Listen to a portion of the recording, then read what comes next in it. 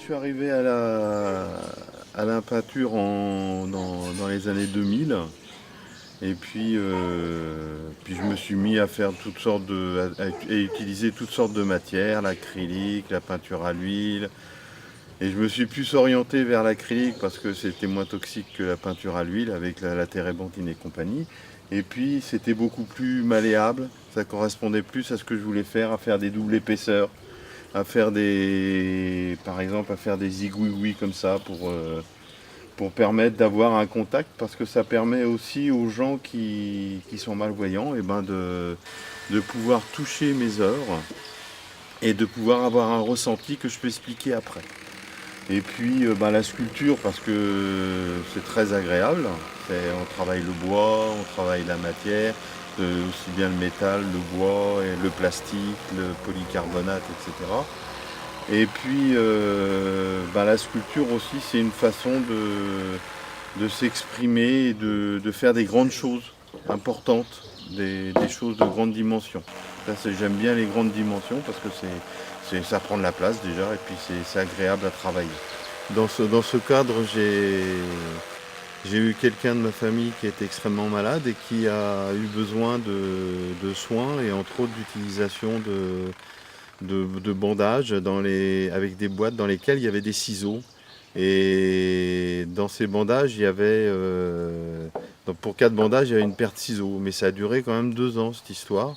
Donc 4 bandages, un bandage par jour. Donc les ciseaux sont tombés à profusion dans mon escarcelle. Et ça m'a donné de faire une sculpture de ciseaux en bois, mais avec à l'intérieur de cette sculpture en bois des ciseaux en inox, qui servaient justement aux soins de cette personne. Et puis moi aussi dans l'idée de ciseaux, il y a une idée de coupure, de découpe. Et aussi une idée mythologique, le ciseau des parcs, qui coupait le fil. Elles étaient 3 sœurs, deux tenaient le fil et la troisième coupait le fil de la vie. Donc c'était aussi, les soins, c'était aussi garder les gens en vie.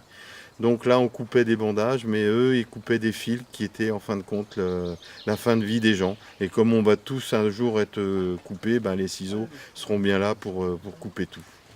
Voilà en gros ma démarche pour cette paire de ciseaux. Et puis ça m'a permis aussi d'avoir des contacts avec un copain qui fait de la soudure et qui m'a permis de souder ces ciseaux en inox les uns aux autres parce que j'étais pas capable de le faire. Et ça permet aussi d'avoir des liens d'amitié et de convivialité avec les copains. Ouais, alors cette paire de ciseaux, je l'ai faite tout dans le cadre d'un festival que je vais faire au mois d'avril.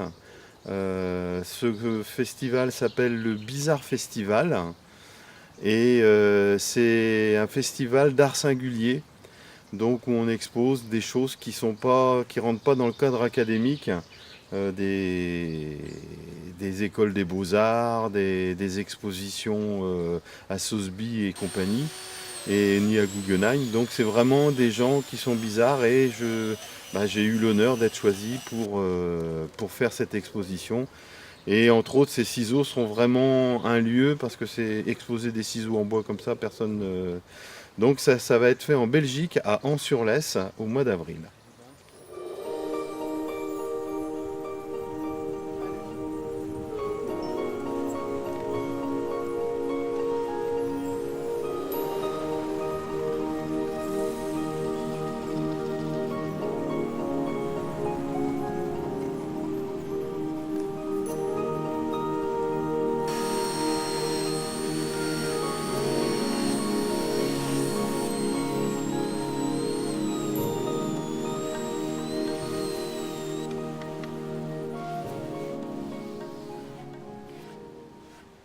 On parle d'exposition dans un cadre entre autres du Bizarre Festival. Entre autres, là je vous présente un cadre qui est du land art, c'est-à-dire que c'est de la décoration, et pas de la décoration, mais d'une œuvre d'art dans une haie d'osier.